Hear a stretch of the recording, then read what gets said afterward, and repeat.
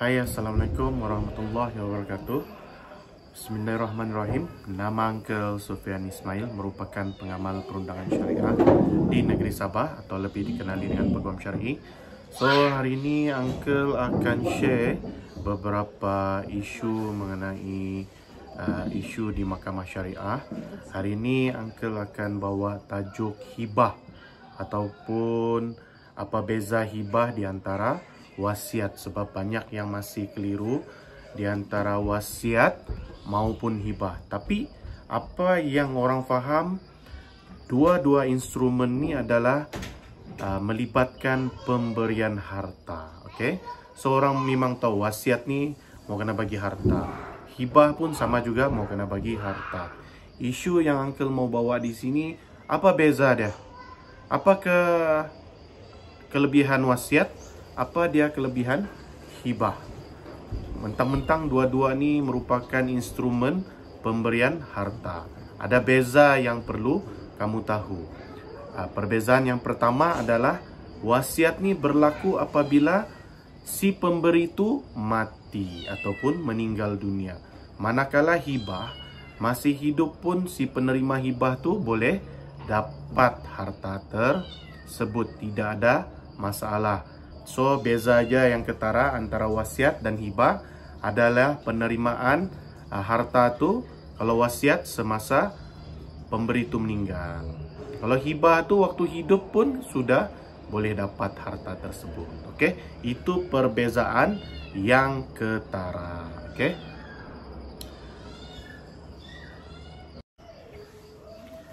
Okey, apakah beza di antara hibah dan wasiat? Okey, yang first kali, yang paling ketara antara beza hibah dan wasiat adalah pertama, wasiat pemberian harta tersebut berlaku efektifnya selepas kematian si pemberi. Manakala hibah pula semasa hidup pun pemberian tu boleh efektif, maksudnya boleh berlaku. Okey, itu beza yang pertama. Beza yang kedua, berapakah limit untuk membuat wasiat? Dia ada limit harta untuk memberi wasiat. Berapakah limit dia? Adalah 1/3 daripada keseluruhan harta si pemberi. Contoh, dia ada 9 juta. So, yang harta dia boleh wasiatkan cuma 3 juta sahaja. So, apa akan berlaku? Contohlah kan, si pemberi wasiat ni dia mewasiatkan satu rumah ni kepada seseorang. Contoh, rumah ni nilai dia 1 juta. Tapi harta keseluruhan dia cuma ada 2 juta. Adakah rumah yang diwasiat tu akan menjadi milik kepada si penerima wasiat? Jawapannya iya dan tidak. Iya, dia akan dapat nilai 1/3. Tidak, dia tidak akan terima satu rumah tersebut. Sebab apa? Rumah tersebut nilai 1 juta. Keseluruhan harta si pemberi wasiat cuma 2 juta. Yang layak diwasiatkan cuma 1/3 keseluruhan harta si pemberi wasiat. So, maksudnya yang valid, yang diterima oleh mahkamah cuma 1/3 daripada keseluruhan nilai harta si pemberi wasiat. Ya, itu kita kena tahu ada limitation terhadap pemberian harta untuk wasiat. Yang ketiga, apakah bezanya? Yang ketiga, beza dia pula wasiat yang sesuai diberi kepada ahli bukan waris. Apakah maksud ahli bukan waris? Ahli bukan waris ni adalah ahli yang menerima faraid. Dia tidak menerima faraid. Maksudnya macam anak-anak, isteri, ibu bapa itu merupakan ahli waris. Jadi adalah tidak sesuai untuk membuat wasiat kepada ahli waris. Banyak orang yang keliru ni, dia buat wasiat untuk anak dia, dia buat wasiat untuk isteri dia, So benda ni mengelirukan ramai pihak. Dalam undang-undang syariah Islam, wasiat tidak sesuai diberikan kepada anak-anak maupun isteri. Apa instrumen yang sesuai adalah hibah. Sebab hibah ni dia tidak mengenal sama ada ahli waris Muslim ataupun tidak. Jadi pada mereka yang berhajat untuk menguruskan keuangan, untuk memberikan harta sebelum ketiadaan, adalah instrumen hibah merupakan instrumen yang paling sesuai. Okay? So, ada orang cakap, boleh bang kita wasiatkan harta ni kepada anak-anak? Yes. Bolehnya itu bersyarat seandainya semua ahli waris bersetuju. Sekiranya ada seorang ahli waris tidak bersetuju, maka wasiat itu tidak boleh dijalankan seperti mana yang telah diwasiatkan. Jadi, Uncle advice supaya seseorang yang berniat untuk memberikan kepada ahli keluarga, ahli waris dia, perlu membuat ikatan hibah, bukannya membuat wasiat. So, kepada golongan mana wasiat ini sesuai dibuat? Yaitu daripada seseorang diserahkan kepada yang ahli bukan keluarga. Contohnya anak angkat. Berkemungkinan juga cucu ataupun sepupu ataupun adik-beradik. Sebab adik-beradik ni dia tidak dikira ahli waris seandainya seseorang tu ada anak lelaki. Okey, kalau tiada anak lelaki tu ataupun seorang tu yang bapaknya masih hidup.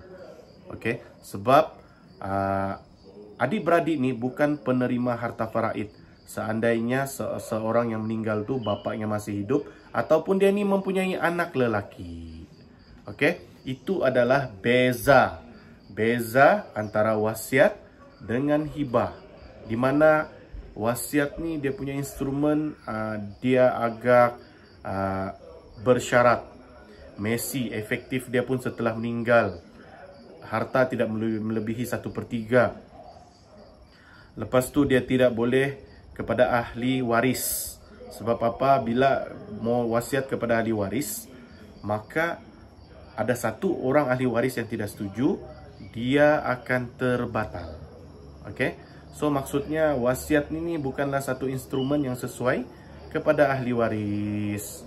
Dia hanya sesuai kepada ahli bukan waris, contoh macam anak angkat, kawan. Mungkin kamu mewasiatkan harta ni kepada partner kamu, partner bisnes, itu boleh.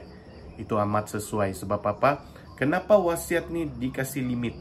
Sebab apa? Mau bagi peluang lagi kepada ahli waris untuk menerima faraid. Okey? So dia berbeza dengan hibah. Hibah ni dia benda yang directly berlaku. Ada beza instrumen hibah dengan instrumen wasiat ni. Kena ingat, wasiat kita tidak boleh tarik balik. Hibah ni kita boleh tarik balik dalam satu keadaan. Okey? Seandainya si pemberi hibah tu daripada ibu ataupun bapa kepada anak, ataupun daripada datuk kepada cucu, hibah ni boleh tarik balik anytime. Selagi mana si pemberi tu hidup. Okey, beza. Wasiat dia lain. Okey, tapi macam mana pula si pemberi hibah tu suami hibah kepada isteri? Itu tidak boleh tarik balik ataupun selain daripada dua golongan tadi, iaitu kepada anak ataupun kepada cucu. Itu yang kita kena faham mengenai instrumen hibah. Okey. So selepas ini Uncle mungkin akan share mengenai siapakah golongan sasar yang sepatutnya membuat ikatan hibah semasa hidup. Okey. Dia ada golongan-golongan sasar. Actually, kita digalakkan untuk membuat hibah semasa hidup supaya apabila kita meninggal dunia tidak adalah cerita rebut harta. Realiti kehidupan, sentiasa ada benda yang kita tidak ingini berlaku. Contohnya, pengalaman Uncle handle case dalam mahkamah. Orang yang kita sangka tidak akan merebut, apabila kita sudah meninggal dunia, orang itulah yang kuat berebut harta.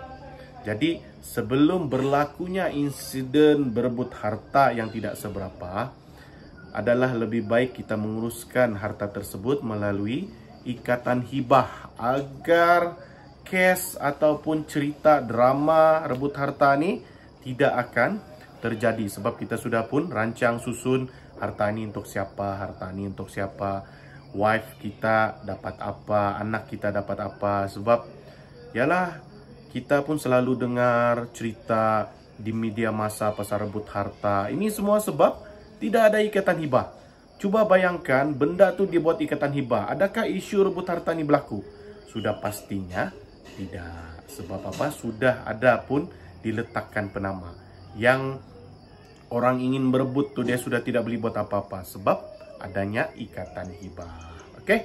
So kita jumpa lagi dalam sharing yang akan datang mengenai hibah. Assalamualaikum.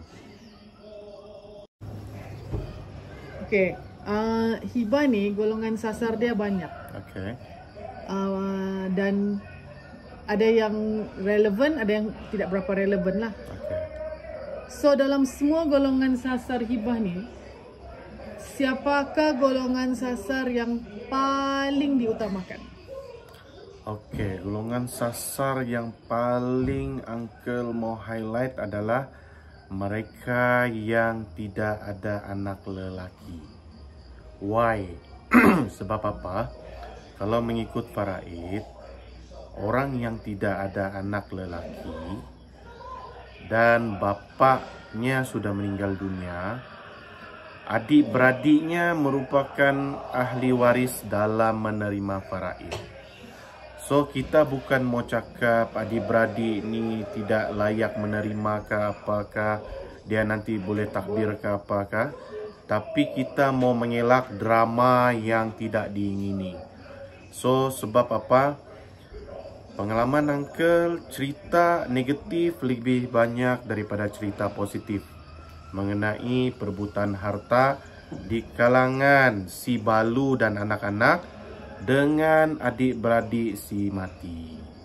So untuk mengelak daripada drama itu berlaku, hibah semasa hidup merupakan satu solution yang terbaik sebelum kamu meninggal dunia, di mana kamu sudah rancang, sudahlah rumah kamu beli itu orang cakap sebiji saja dan kereta pun sebiji, tapi tiba-tiba apabila kamu meninggal dunia, benda tu pula yang menjadi perebutan. Sebab Uncle pernah baca satu artikel di mana dia melibatkan sesebuah keluarga, di mana si isteri ni dia memang anak yatim. Laki dia ni, husband dia ni merupakan seorang yang profesional lah. Gaji pun besar, waktu tu tinggal rumah banglo. Okey, bila laki dia meninggal, dia ni tidak ada anak lelaki, dia cuma ada 2 anak perempuan. So, pengetahuan pun kurang dari segi undang-undang. Semasa berlakunya suaminya ni meninggal, maka hartanya telah pun dibahagikan secara faraid, di mana dia melibatkan adik-beradik suami dia. Jadi rumah yang dorang ada tu terpaksa dijual. Sebab apa? Kita tahu bahagian isteri cuma 1/8 dan ada lagi bahagian ipar duai. Okey, so oleh kerana tidak mampu untuk membayar bahagian ipar duai itu, maka rumah terpaksa dijual. Hasil jualan tu dibahagi mengikut faraid. Okey, pada tahun pertama dan kedua, duit yang hasil jualan tu masih boleh bertahan untuk bayar rumah sewa yang murah. Bila tahun ketiga, sudah duit simpanan pun sudah habis. Ipar duai pun tidak mau peduli isteri dan anak-anak ni. Jadi terpaksalah balu tersebut tinggal orang cakap gelandangan. Yang ini merupakan satu cerita yang amat menyedihkan, di mana disebabkan oleh mangsa keadaan. Okey, balu ni terpaksa menerima hakikat tinggal di gelandangan bersama 2 orang anak perempuannya. Jadi kita bukan mau mempertikaikan cerita ini benar atau tidak benar, tapi konten dia tu adakah kita mau isteri dan anak kita ni jadi macam cerita yang Uncle baca tu? So pastinya kita tidak mau dia terjadi macam gitu. Sebab kita tidak mau juga bersangka buruk dengan adik-beradik kita. Tapi benda ni happen. Jadi sebelum dia terjadi, adalah lebih baik kita bentras dengan membuat ikatan hibah. So maksudnya orang golongan sasar yang paling utama ni adalah mereka yang tidak punya anak lelaki. Okey, yang ini first golongan yang Uncle mau suruh buat ikatan hibah. Okey. So golongan yang seterusnya adalah golongan mereka yang belum ada rezeki anak-anak. Maksudnya belum ada anak lah.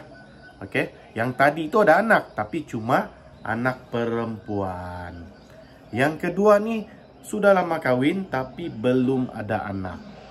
Kita tahu bila salah seorang meninggal, either suami atau isteri, harta yang kita ada tu, dia ada sharing dengan ahli waris yang lain. Siapa ahli waris yang lain? For sure adik-beradik ataupun mertua. Okey. So benda ni yang akan menjadi rumah tu terpaksa dijual. Disebabkan kita tidak mampu membayar bahagian faraid pihak ahli waris yang lain. Jadi sebelum benda ni jadi, lebih baik kita merancang sebaik-baiknya. Sebab kita tahu ibu bapa ni dia jarang mau rumah. Paling-paling pun cash. Untuk dorang pergi haji, umrah, whatever. Untuk mungkin belanja perubatan kan. Jadi benda-benda beginilah kita rancang sebaik-baiknya. Yang tidak melibatkan menyentuh sensitiviti orang lain. Contoh, kalau kita sudah sediakan hibah rumah kepada isteri dan anak-anak, kita sediakan juga cash untuk ibu bapa kita. Mungkin untuk pergi umrah, haji kan, untuk perubatan dorang.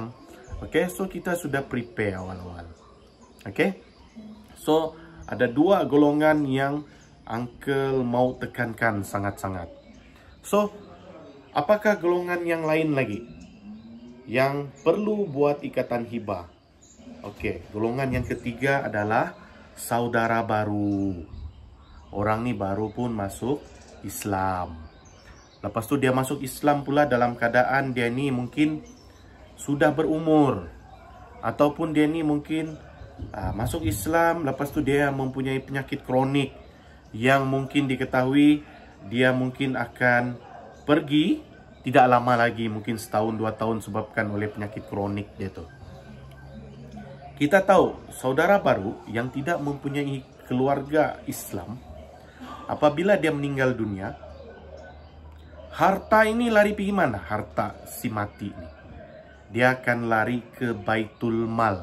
Okey, satu agensi yang ada di Malaysia ni yang menguruskan harta-harta orang mati yang tidak berkeluarga. Okey, contohnya macam di Sabah ni pula, mana-mana kes yang melibatkan pembayaran, duit tu akan diberi ke Baitul Mal.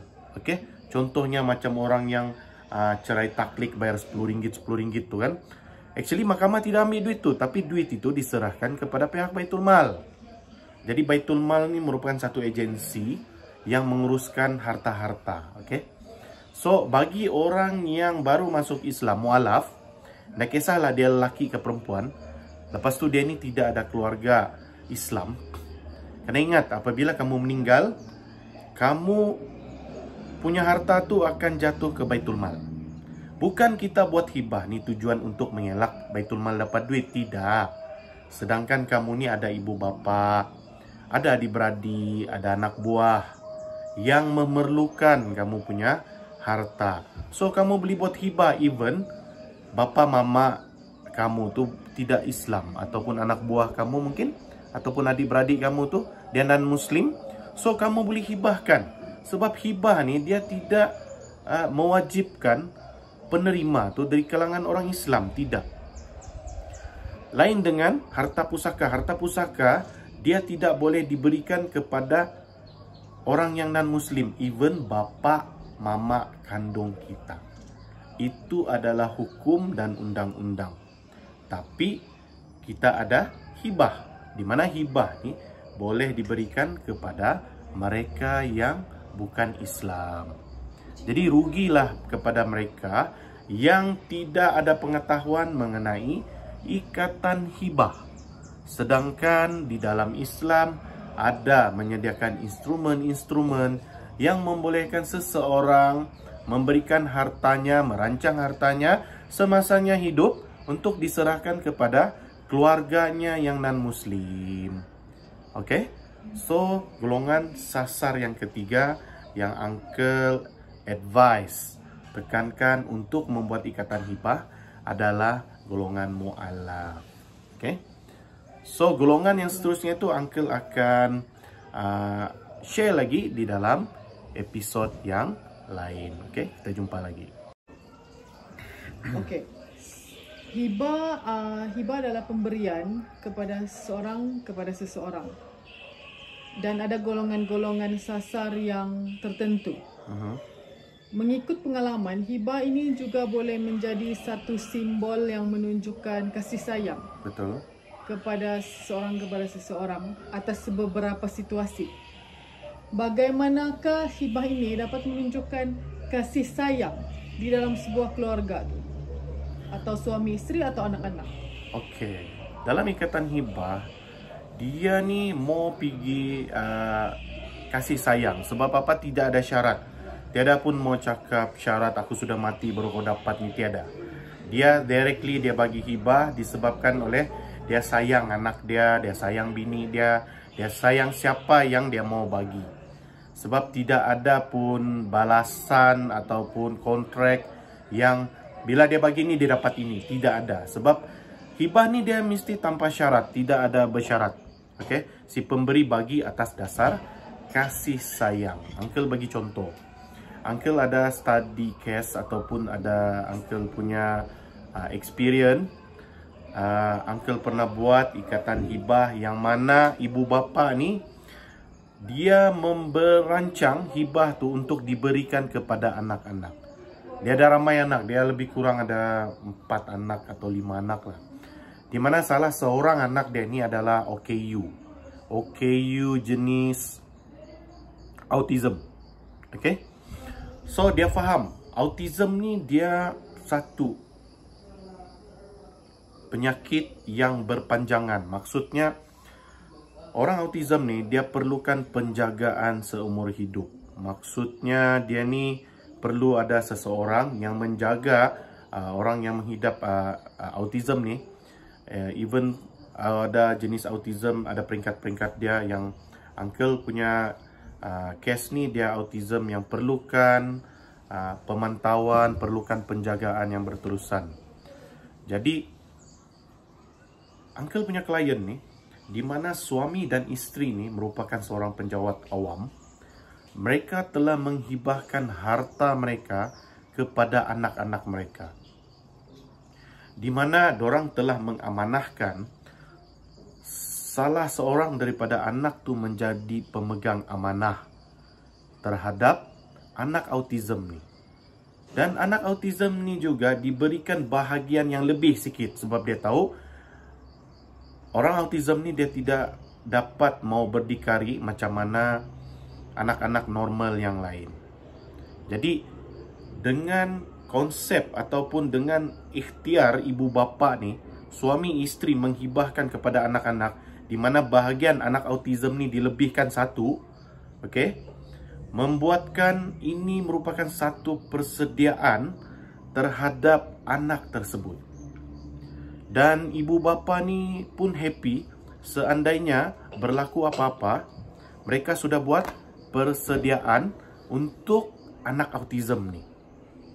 Jadi benda-benda begini dia memperlihatkan kepada anak-anak walaupun benda belum terjadi, contoh kita tidak menjangkakan kematian tu bila, tapi ibu bapa ni sudah pun membuat persediaan ikatan hibah untuk anak-anak mereka.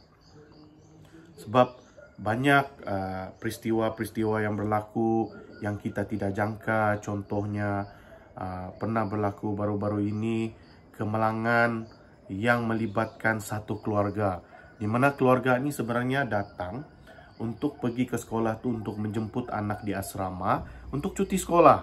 Tapi apa yang berlaku? Kemalangan berlaku satu keluarga. Dan anak ni tinggallah seorang diri tanpa ibu, bapa dan yang lain-lain. Syukur Alhamdulillah mungkin ada adik-beradik dia yang tolong jaga. Itu kalau ada adik-beradik.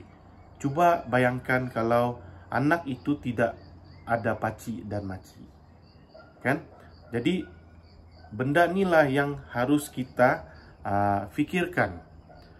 Dan kita buat persediaan melalui ikatan hibah ni.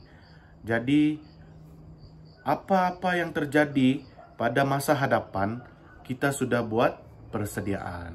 Okey? Sebab kita tahu setiap ibu bapa, setiap suami ataupun isteri mencari rezeki tidak lain dan tidak bukan adalah untuk keharmonian, untuk bekalan anak-anak maupun ahli keluarga. Jadi ikatan hibah ni merupakan satu instrumen yang membuatkan seseorang yang mempunyai harta itu bersedia untuk memberikan hartanya kepada anak-anak ataupun isteri. Okey? So, benda-benda macam ginilah yang kenapa kita harus membuat ikatan hibah sebelum kita meninggal dunia. Okey? Kita cuba elak benda-benda perebutan harta berlaku. Walaupun dia tidak berlaku, tapi kita bersedia. Orang cakap lebih baik mencegah daripada mengubati. Okey? So, Uncle akan share lagi apa-apa maklumat mengenai hibah. Okey, selepas ni. Ikatan hibah ada kaitan dengan tuntutan harta pencarian. Macam gini, ada dalam satu situasi ni, apabila berlakunya perceraian, si suami maupun si isteri boleh menuntut harta pencarian. Betul. Tetapi adakah ikatan hibah ni ada kaitan, apa kaitan dia dengan tuntutan harta pencarian? Okey. Dia mana-mana harta yang diperolehi dalam perkahwinan, harta itu juga merupakan harta pencarian. Dan harta tersebut juga boleh dihibahkan walaupun ada isu di dalam harta pencarian. Okey, Uncle mau bagi tahu Uncle punya experience di mana Uncle advice kepada anak guam Uncle supaya membuat ikatan hibah sebelum berlakunya perceraian. Okey, dia punya cerita macam inilah. Uncle ada satu klien lelaki di mana dia ni mempunyai 5 orang anak. Okey. Dan isteri dia ni telah berlaku curang. Okey. Dan dia tahu isteri zaman sekarang ni hebat-hebat untuk buat tuntutan di mahkamah. Jadi dia tanya Uncle, "Okey Uncle," dia cakap, "macam mana saya mau buat satu persediaan supaya isteri atau bekas isteri saya ini nanti dia tidak ambil kesempatan terhadap diri saya dan anak-anak." So Uncle advise dia untuk buat ikatan hibah di mana dia mempunyai rumah, okey, di mana rumah tu adalah milik si suami dalam pembelian atau apa semua. So Uncle advise dia untuk buat ikatan hibah dan rumah itu dihibahkan kepada anak-anak. So benda ini betul dia boleh jadi isu dalam harta pencarian. Cuma isunya sekarang, sanggupkah si ibu berebut dengan anak kandungnya sendiri? Itu isunya. So seandainya seorang ibu sanggup berebut harta dengan anak kandungnya sendiri, itu merupakan isu yang kita perlu tangani kemudian. Okey? Tapi sekurang-kurangnya isu untuk menuntut harta pencarian terhadap harta yang telah dihibahkan tu, kita sudah buat satu orang cakap persediaan lah. Okey? Jadi benda-benda macam gini adalah satu benda yang kita perlu buat persediaan kepada mereka yang berlaku curang. So, harta-harta tu boleh kamu hibahkan kepada anak-anak. Yang menjadi isu sekarang ni adalah seandainya harta tu milik suami, yang berlaku curang tu suami, si isteri ni dia telefon uncle, dia cakap dia mau minta harta tu dihibahkan kepada anak-anak. Benda ni adalah amat sukar lah sebab pemilik harta tersebut adalah suami. So, bagi mereka pasangan yang mempunyai harta dan kamu tahu pasangan kamu tu kamu sudah mau cerai dan kamu tahu dia tu curang, dan kamu boleh hibahkan harta tu kepada anak-anak. Okey? Dan apabila contohnya si isteri tu cuba mempertikaikan harta pencarian tu, sedangkan kita sudah buat ikatan hibah, itu tidak ada masalah. Kita boleh fight dalam mahkamah. Okey? Kita lihat sejauh mana seorang ibu sanggup berebut dengan anak kandungnya sendiri. Okey? Kalaulah dia sanggup berebut untuk fight harta tersebut, ternyata dan terbuktilah ibu tu tidak menyayangi anaknya lah. Okey? So, benda-benda begini merupakan satu psikologi lah bagi uncle. That's why itu uncle advice kepada mereka yang sebelum bercerai menghibahkan harta mereka sebelum isu harta tersebut menjadi isu harta sepencarian. Okey? Sebab uncle memang ada beberapa kes yang melibatkan hal tersebut di mana si isteri ini berlaku curang.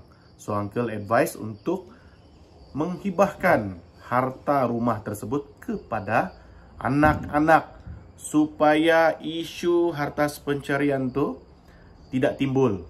Seandainya timbul pun, ini merupakan satu isu yang orang cakap jaranglah berlaku. Ibu kandung atau bapa kandung berebut dengan anaknya. Okey, yang sedangkan kita tahu objektif ibu bapa mencari harta ni adalah untuk anak-anak. Okey? So, uncle harap benda ni jelas kepada mereka yang menghadapi situasi di mana suaminya curang, istrinya curang dan kamu mempunyai harta milik atas nama kamu untuk dihibahkan kepada anak-anak. Okey? Jangan lupa untuk bahagia. Di pasaran sekarang sangat banyak hibah takaful. Bila dikeluarkan info atau ilmu pasal hibah ni, memang orang akan kaitkan dengan hibah takaful. So, apakah beza hibah takaful dengan hibah harta? Okey, uncle mau kamu faham.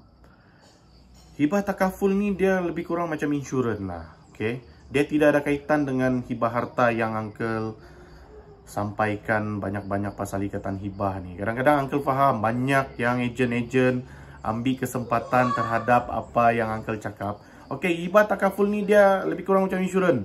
Kamu simpan duit, nanti bila meninggal hibah harta tu dibagi kepada orang yang penama kamu bagi itu lain.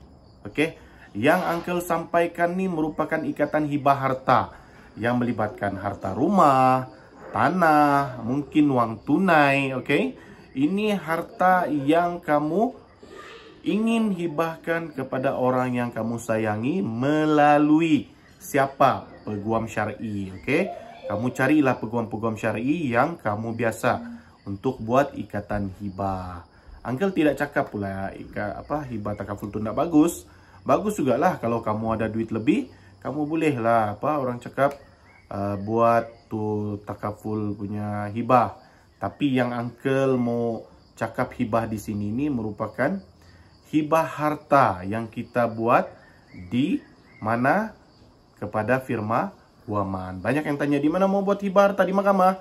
Buat ikatan hibah dengan peguam untuk buat pengesahan hibah itu di mahkamah. Okey, sebelum kamu buat pengesahan, kamu perlu buat ikatan hibah dahulu kepada siapa? Kepada peguam syar'i. Okey, kepada siapa? Peguam syar'i. Okey, jangan lagi tanya di mana. Okey, sebab pengamal perundangan sahaja yang mampu membuat ikatan hibah mengikut undang-undang syariah. So kalau kamu mau tanya hibah takaful itu benda lain. Itulah uncle kadang-kadang tidak mau kamu keliru pasal hibah takaful ni. Hibah takaful ni biasalah nih. Dia macam yalah instrumen insurans lah untuk kamu bayar bulan-bulan apa semua kan. Ikatan hibah kamu cuma bayar one shoot saja sama peguam. So agreement tu kamu boleh pegang dan diserahkan kepada pasangan kamu dan ahli-ahli penerima hibah. So anything happen, benda ni dia boleh buat pengesahan hibah di mahkamah syariah. Jangan tersilap. Ini kadang-kadang ejen ni ambil uncle punya video terus sebar di mana-mana supaya dorang dapat customer untuk buat hibah takaful. Actually bagus juga hibah takaful tu untuk kamu menyimpan, at least yalah mungkin boleh bayar juga kepada lawyer nanti mau buat hibah, ikatan hibah ataupun pengesahan hibah di mahkamah syariah. Okey, kita jumpa lagi. Jangan lupa untuk bahagia. Assalamualaikum warahmatullahi wabarakatuh.